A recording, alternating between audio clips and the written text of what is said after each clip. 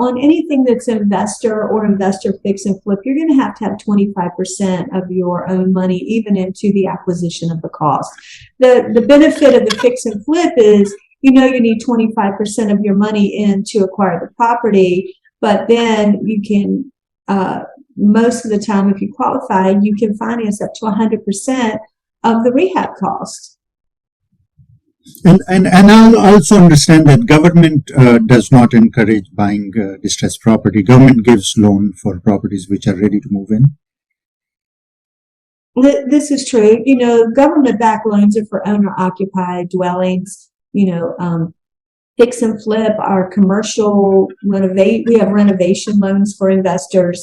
There's a difference between a renovation loan and a fix and flip. Fix and flip, and let me bring that to our investors today. If you go to a bank and you say, oh, I want to get a renovation loan, they're expecting it to be a long-term loan where you're holding that property. If you tell them you're going to fix and flip it, you're probably going to get declined. So fix and flip is a specific loan for investors that want short-term financing. Usually it's 12 months or less. It can be up to 18 months. But lenders, and I come from a banking background. I worked, decades in the banking industry. And if you called our bank and spoke to someone in our lending division and said you were wanting to buy a property to fix it up and rehab it, they would say, sorry, we do long-term securities. Banks borrow money on the secondary market, government-backed bonds, and then they use that money, and it's expected to be long-term. So, your terminology with your mortgage company, mortgage bank, or your lender, credit union, or if you choose to use one of the ventures with CPAC.fund, like Mortgage Z, being very clear when you apply is very important so that the mortgage company can give you the best product for you.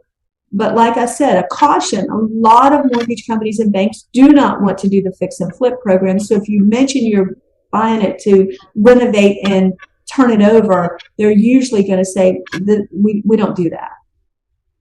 I want to mention here that with the startup boom, there many companies have come forward which do nationwide renovation, and they don't charge you until the closing. They are paid at the closing. They may be expensive, like twice or even 3 times more expensive, but they do not charge you for the rehabilitation costs until the closing is done. So that also can be an option to consider if there is not a more suitable option available. Arjita, do you have any other questions? No, I have no other questions. Okay, so as an investor or a interested home buyer, where should I start? Usually you want to start by contacting your mortgage company or mortgage lender to get pre-qualified, to make sure that you do have, the ability to acquire the property and renovate it. And also, I say, make sure you know what you want to do. If you're wanting to buy and hold or rent out, we have other programs for that. We even have programs where you can do Airbnb financing, which are very, very, very difficult to find these days. But determine what you want to do. We're coming into a new year. Think about what you want to accomplish in the year to come. Do you want to acquire some rental properties? Do you want to do some fix and flip? Get your funds available in your bank so that you can eventually cash your rehab instead of going to banks for financing. Determine what your goals are, and then talk to your mortgage professional. Tell them what your goals are. Let them work with you as a partner to help you achieve those financial goals in regard to investing in real estate.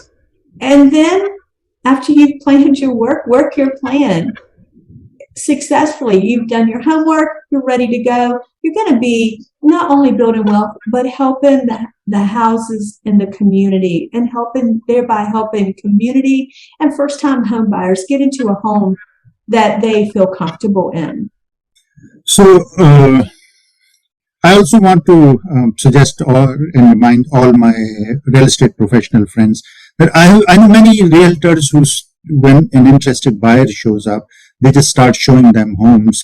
But I would like to remind them that they must send them for pre-qualification. Because a lot of times what happens is you keep showing them homes and they like a house, and then when they go to mortgage professional, everybody's disappointment, they find out that they don't qualify to buy that house. So it is always a good practice to get them pre-qualified. So all of the credentials are out in the open, and you're not just wasting your time and their time as well. Buyers will really appreciate real estate professionals who make them go through the process and help them legitimately. So what our takeaway from this is that fix and flip loans are a viable option. Investors or home buyers do not have to bring cash or all the cash or go to hard money lenders to get the very expensive hard money. They can find qualified mortgage professionals with integrity who can help them get the fix and flip loans, which varies. Terms and conditions vary. The credit score is not. I would be very surprised if any person who's living a normal regular life does not have a 620 credit score. But then again, this life is full of surprises. And then the 25% thing, I think as a business person, you should be able to raise that kind of money. We can also help in that part. So any questions, any comments, any help that you need now or afterwards, we're always here to help you. I appreciate your presence before the Christmas weekend. A very happy, Merry Christmas to all of you. And thank you very much for joining us today.